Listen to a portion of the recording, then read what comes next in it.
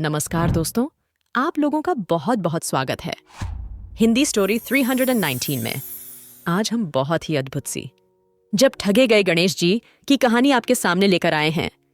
अगर आप पहली बार हमारे चैनल को देख रहे हैं तो हमारे चैनल को सब्सक्राइब कीजिए, लाइक कीजिए और कमेंट में जरूर बताएं किस तरह की कहानी आप सुनना चाहते हैं। गणेश जी विघ्न विनाशक व शीघ्र प्रसन्न होने वाले देवता हैं।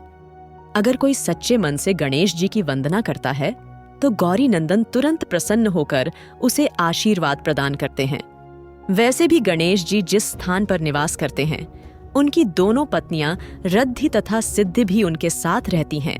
उनके दोनों पुत्र शुभ व लाभ का आगमन भी गणेश जी के साथ ही होता है। कभी कभी तो भक्त भगवान को असमंजस में डाल देते हैं। पूजा पाठ व भक्ति का जो वरदान मांगते हैं वह निराला होता है। काफी समय पहले की बात है। एक गांव में एक अंधी बुढ़िया रहती थी। वह गणेश जी की परम भक्त थी। आंखों से भले ही दिखाई नहीं देता था, परंतु वह सुबह शाम गणेश जी की बंदगी में मग्न रहती। नित्य गणेश जी की प्रतिमा के आगे बैठकर उनकी स्तुति करती, भजन गाती व समाधि में लीन रहती। गणेश जी बुढ़िया की भक्ति से बड़े प्रसन्न हुए। उन्होंने सोचा, यह बुढ़िया नित्य हमारा स्मरण करती है, परंतु बदले में कभी कुछ नहीं मांगती। भक्ति का फल तो उसे मिलना ही चाहिए। ऐसा सोचकर गणेश जी एक दिन बुढ़िया के सम्मुख प्रकट हुए तथा बोले, माई, तुम हमारी सच्ची भक्त हो। जिस श्रद्धा व विश्वास से हमारा स्मरण करती हो, हम उससे प्रसन्न हैं। अत तुम जो वरदान चाहो हमसे मांग सकती हो। बुढ़िया बोली, प्रभो, मैं तो आपकी भक्ति प्रेम भाव से करती हूँ, मांगने का तो मैंने कभी सोचा ही नहीं। अत मुझे कुछ नहीं चाहिए। गणेश जी पुण्य बोले, हम वरदान देने के लिए आए हैं। बुढ़िया बोली, हे सर्वेश्वर, मुझे मांगना तो नहीं आता। अगर आप कहें तो मैं कल मांग लूंगी। तब तक मैं अपने बेटे व बहू से भी सलाह मशविरा कर लूंगी। गणेश जी कल आने का वादा करके वापस लौट गए। बुढ़िया का एक पुत्र व बहू थे। बुढ़िया ने सारी बात उन्हें बताकर सलाह मांगी। बेटा बोला, माँ, तुम गणेश जी से ढेर सारा पैसा मांग लो, हमारी गरीबी दूर हो जाएगी, सब सुख चैन से रहेंगे। बुढ़िया की बहू बोली, नहीं, आप एक सुंदर पोते का वरदान मांगे, वंश को आगे बढ़ाने वाला भी तो चाहिए। बुढ़िया बेटे और बहू की बातें सुनकर असमंजस में पड़ गई। उसने सोचा, यह दोनों तो अपने अपने मतलब की बातें कर रहे हैं। बुढ़िया ने पड़ोसियों से सलाह लेने का मन बनाया। पड़ोसन भी नेक दिल थी। उसने बुढ़िया को समझाया कि तुम्हारी सारी जिंदगी दुखों में कटी है, अब जो थोड़ा जीवन बचा है वह तो सुख से व्यतीत हो जाए। धन अथवा पोते का तुम क्या करोगी? अगर तुम्हारी आंखें ही नहीं हैं तो यह संसारिक वस्तुएं तुम्हारे लिए व्यर्थ हैं। अत तुम अपने लिए दोनों आंखें मांग लो। बुढ़िया घर लौट आई। बुढ़िया और भी सोच में पड़ गई।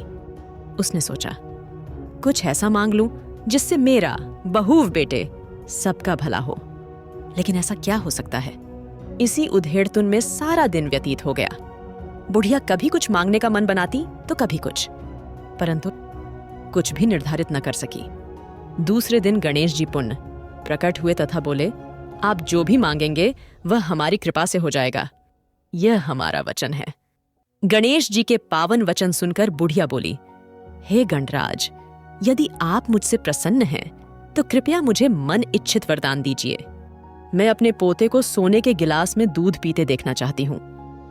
बुढ़िया की बातें सुनकर गणेश जी उसकी सादगी व सरलता पर मुस्कुरा दिए। बोले, तुमने तो मुझे ठग ही लिया है। मैंने तुम्हें एक वरदान मांगने के लिए बोला था, परंतु तुमने तो एक वरदान में ही सब कुछ मांग लिया। तुमने अपने लिए लंबी उम्र तथा दोनों आंखें मांग ली हैं। बेटे के लिए धन व बहू के लिए पोता भी मांग लिया। पोता होगा, ढेर सारा पैसा होगा, तभी तो वह सोने के गिलास में दूध पिएगा। पोते को देखने के लिए तुम जिंदा रहोगी, तभी तो देख पाओगी। अब देखने के लिए दो आंखें भी देनी ही पड़ेगी। फिर भी वह बोले, जो तुमने मांगा वे सब सत्य होगा। यूं कहकर गणेश जी अंत ध्यान हो गए। कुछ समय पाकर गणेश जी की कृपा से बुढ़िया के घर पोता हुआ। बेटे का कारोबार चल निकला तथा बुढ़िया की आंखों की रोशनी वापस लौट आई। बुढ़िया अपने परिवार सहित सुखपूर्वक जीवन व्यतीत करने लगी। आप लोगों का बहुत बहुत धन्यवाद। इस कहानी को सुनने के लिए अगर आप पहली बार हमारे चैनल को देख रहे हैं, हमारे चैनल को सब्सक्राइब कीजिए और अपने विचार इस वीडियो के कमेंट पर जरूर शेयर करें और यह भी बताएं कि आगे आप किस तरह की कहानी सुनना चाहेंगे। फिर मिलते हैं एक नई वीडियो के साथ। धन्यवाद।